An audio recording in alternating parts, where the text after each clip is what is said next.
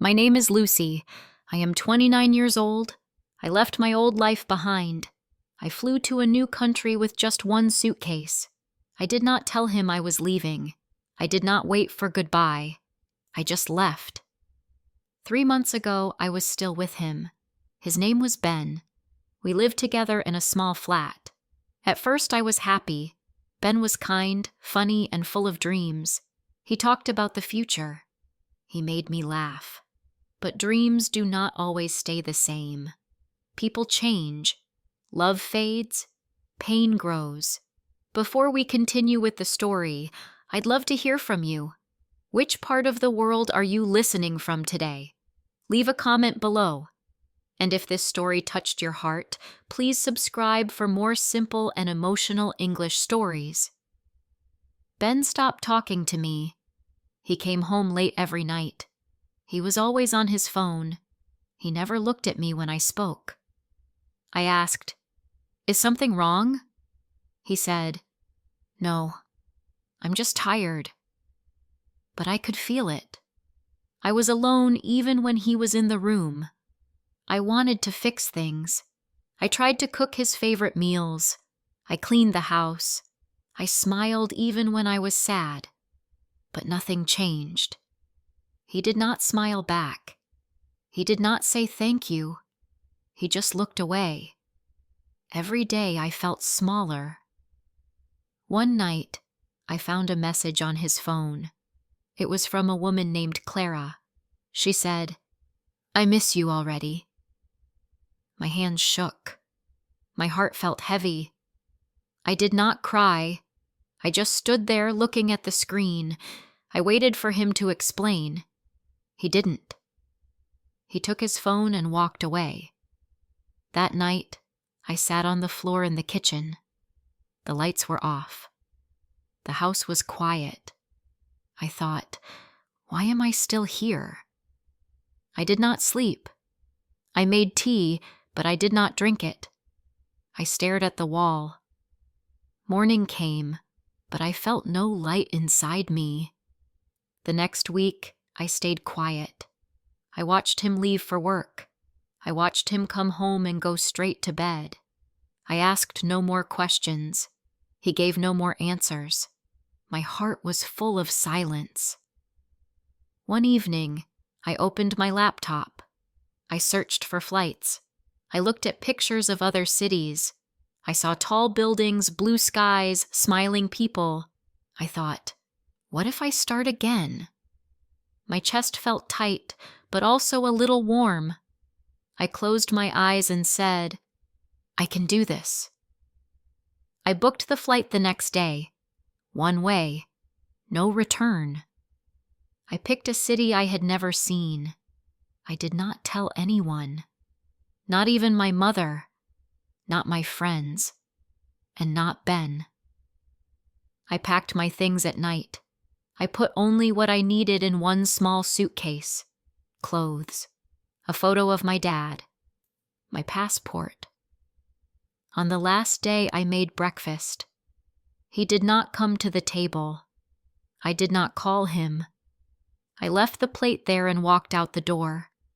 The taxi waited for me. My hands were cold. My heart was beating fast. But I did not stop. At the airport, I turned off my phone. I looked out the window before the plane took off. I felt a tear fall down my cheek, but it was not a sad tear. It was the first tear of freedom. When I landed, the air felt different. The sky looked new. I did not know anyone here.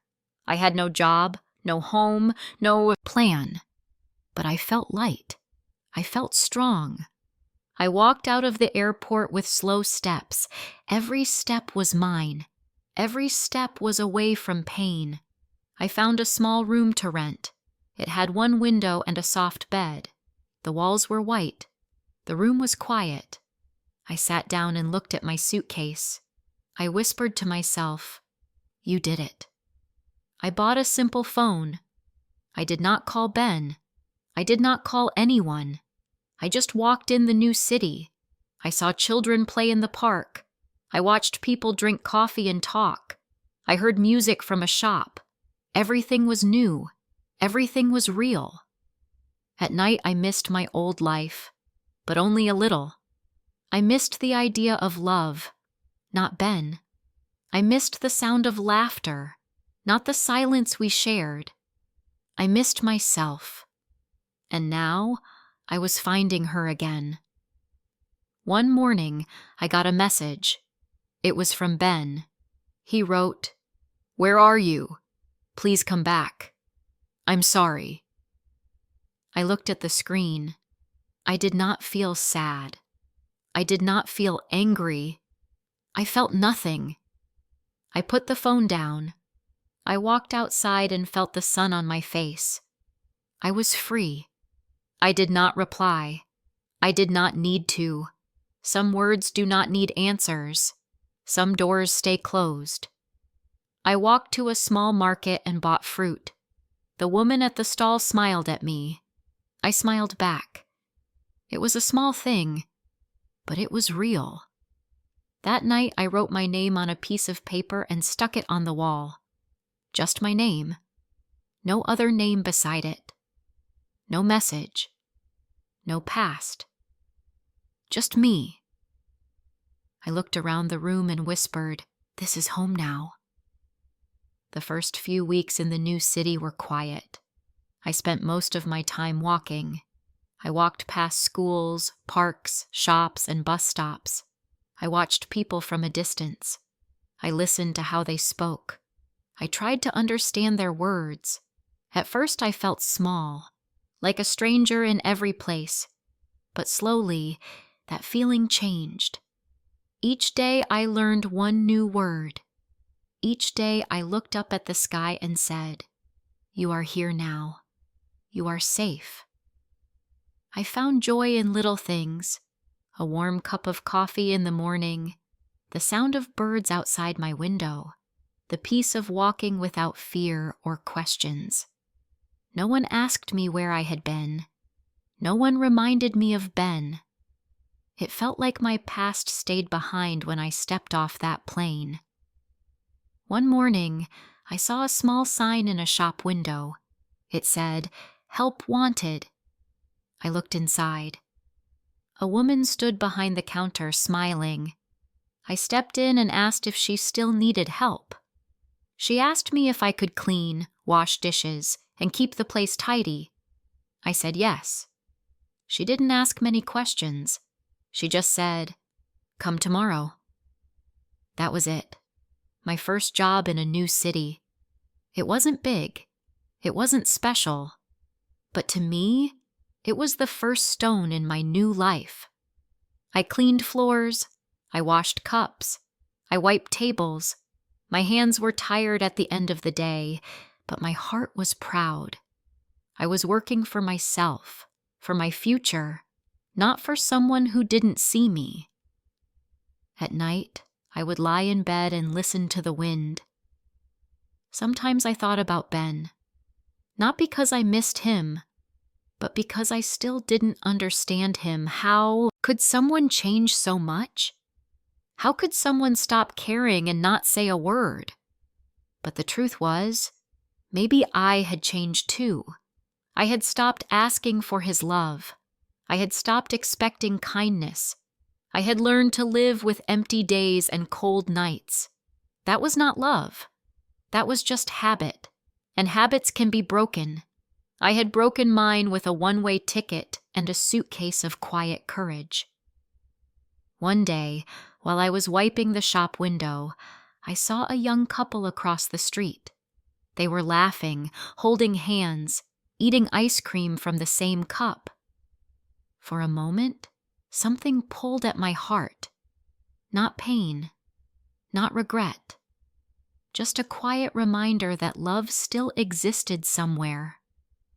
I wasn't sure if I would love again, but I knew that if I did, it would not look like my past.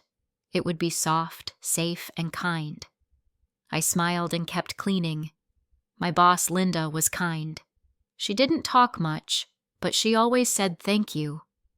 She gave me a sandwich during my lunch break and once gave me an old coat when it got cold. "It's clean. I don't wear it anymore," she said. It wasn't about the coat. It was the way she looked at me, like I mattered. I wore that coat every day. It was a simple thing, but it made me feel seen. One Sunday, I decided to visit the sea. I took a bus and rode for an hour. When I got off, I could smell salt in the air. The wind touched my face softly.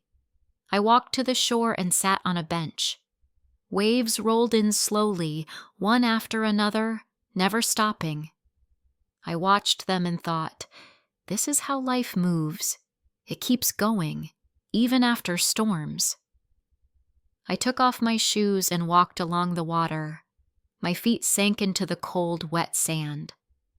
I closed my eyes and breathed. For the first time in a long time, I felt light. I didn't carry him anymore. I didn't carry pain. I was just a woman by the sea, smiling at the waves. Later that evening, I returned home to my small room. The lights of the city flickered outside. I made tea and looked at my phone. It was still off. I didn't want messages. I didn't want old voices. I was not ready to open that door. I sat by the window and whispered, "You're doing fine, Lucy." I didn't say it for anyone else. Just for me. Because sometimes we need to hear our own voice say kind things. A few weeks passed, and Linda asked me if I wanted to work more days. I said yes. More work meant more money. I started saving a little each week. Not much. Just enough to feel stronger. I didn't have big dreams. I didn't need a big life. I just wanted peace, safety, and my own little corner in the world. Every night before bed, I would close my eyes and thank myself for leaving, for not waiting until he changed. Because he wouldn't. He had shown me who he was, and I had believed him. One afternoon, I saw a missed call from a number I didn't know. My hands shook. I stared at the screen. I didn't call back. I didn't want to. That number, whoever it was, belonged to the past. And I was not walking backward. I was walking forward. Slowly, softly, but forward. That night, I looked at my reflection in the mirror. I saw a woman with tired eyes but strong hands. A woman who left, who started again, who did not wait for someone to give her love. She gave it to herself. And that, I thought, was the real story. Not about him, not about heartbreak, but about a quiet kind of strength that took a plane, crossed a sea, and made a new life in a quiet little room with one window. Spring came softly. The cold days passed and the streets filled with life again. I no longer needed the heavy coat Linda gave me, though I still kept it in my room. I walked to work in the early mornings and the sun touched my face gently. Each day felt more familiar.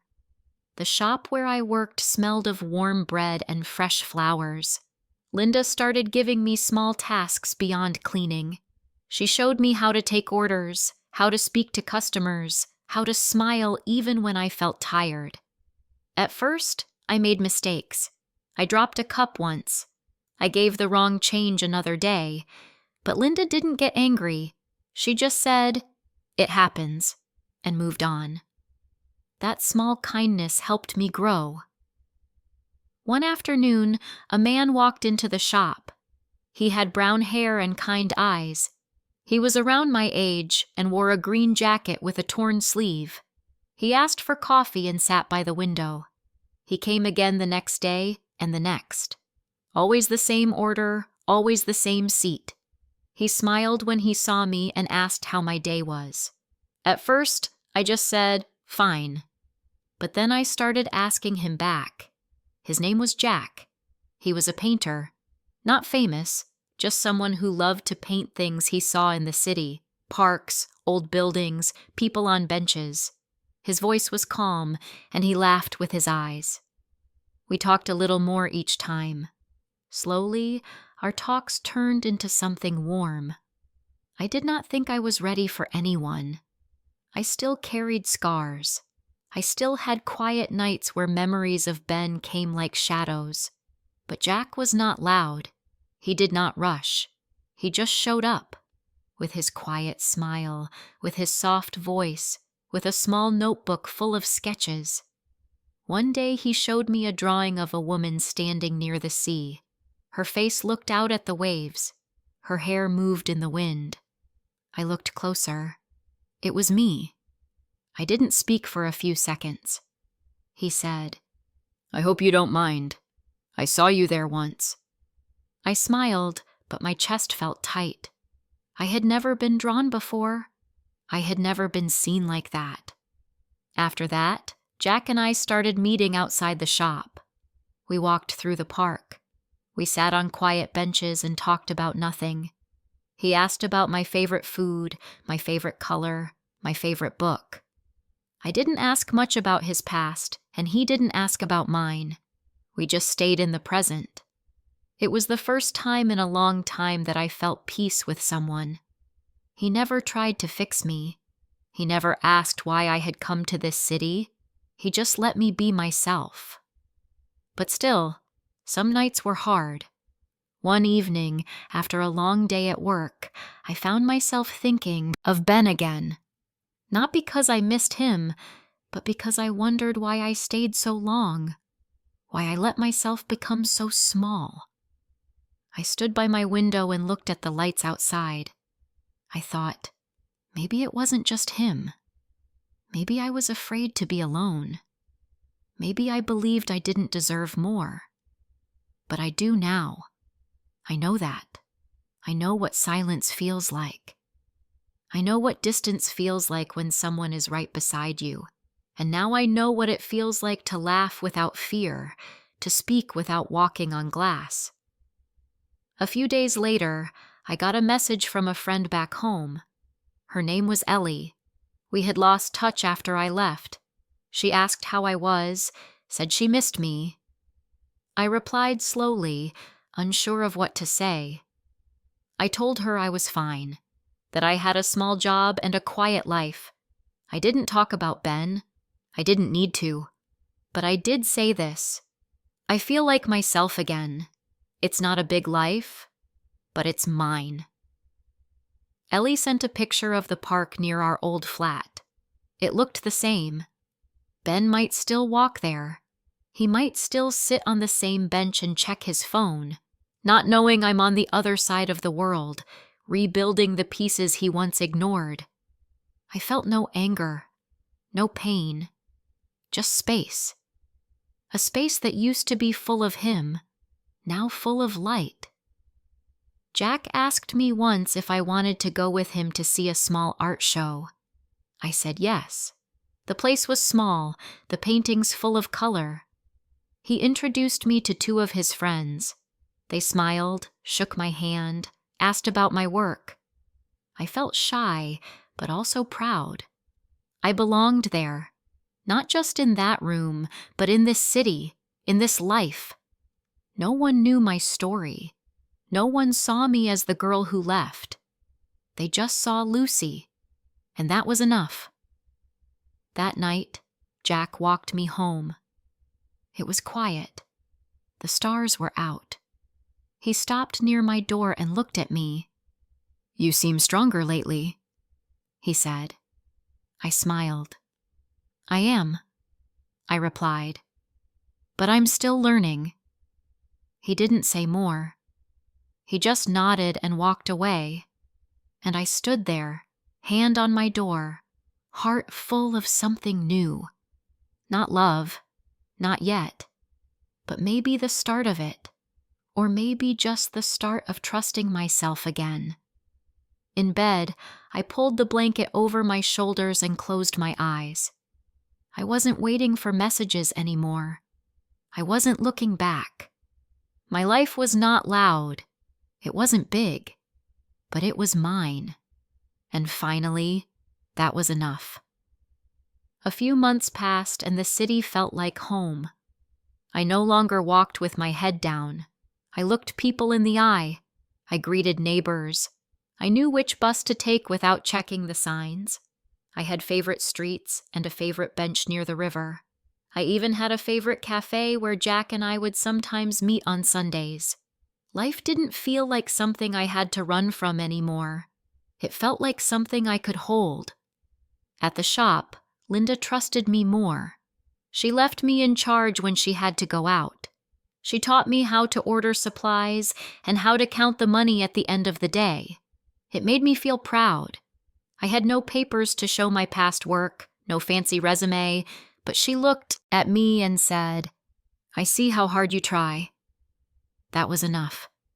Her words stayed with me on long days. They gave me something that Ben never gave. Belief.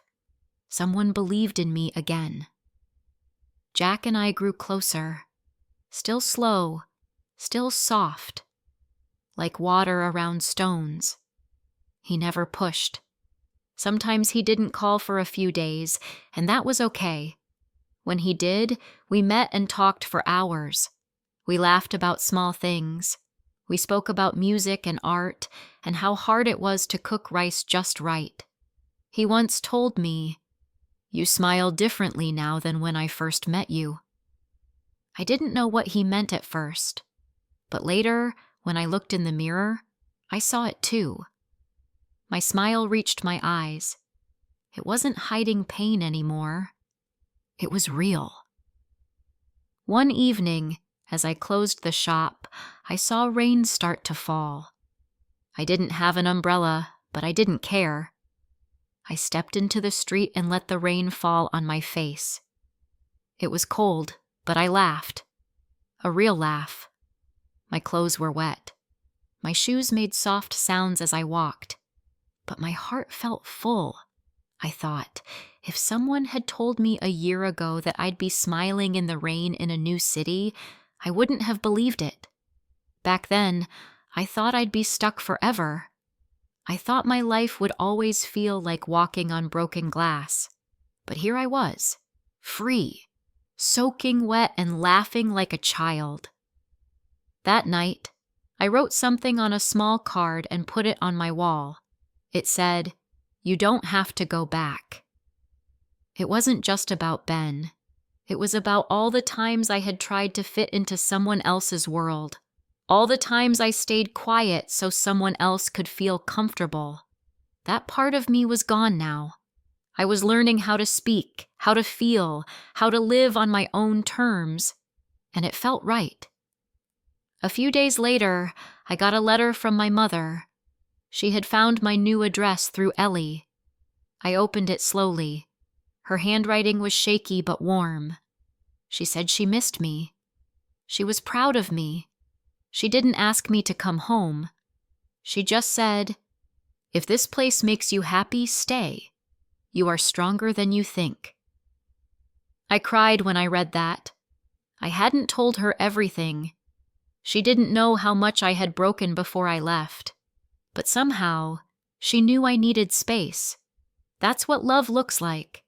It lets you go so you can find yourself. One Sunday, Jack invited me to a small art fair. He had a booth with his paintings. I walked through rows of colorful stands, smiling at strangers. I saw children with painted faces and old men holding warm drinks. When I reached Jack's booth, he looked nervous. "I don't know if anyone will like my work," he said. I touched his arm gently. "I like it," I said. "That counts for something." He smiled and nodded. Later, someone bought one of his paintings. A woman with a red scarf. Jack looked at me with wide eyes, as if he couldn't believe it. I clapped softly. He laughed. It felt like we were both healing in our own ways, step by step. That night, he walked me home again. We stopped near my door like always, but this time, he didn't walk away so fast. He stood there, hands in his pockets, eyes on mine. "I want to tell you something," he said. My heart beat faster. You don't have to say anything back, but I want you to know that I care about you. I think about you when we're not together. I feel calm when I'm with you. I don't want to rush you, but I hope someday you'll let me hold your hand. I didn't answer right away. I looked at his face. He meant it. Every word. I felt a deep quiet inside me. Not fear, not worry, just quiet. I reached out and touched his hand. You're holding it now, I said. He smiled, and we stood there in silence, hands warm, hearts open. Later, alone in my room, I sat by the window. The city lights blinked softly. I thought of everything that brought me here. The pain, the flight, the first cold nights, the long walks, the coffee shop, the small smiles. And now, this, a simple touch, a future not filled with noise or confusion, but peace. I didn't know what tomorrow would bring. I didn't need to. I just knew that I had walked away from something that didn't love me, and I had walked into something that did. Maybe not just someone else's love. Maybe my own. Maybe I had found myself again in this quiet life, in this simple place, far away from where I started. And maybe that was the most beautiful kind of story, one that begins not with love, but with courage. I hope you have enjoyed the story. Like and comment if you want to hear more soon.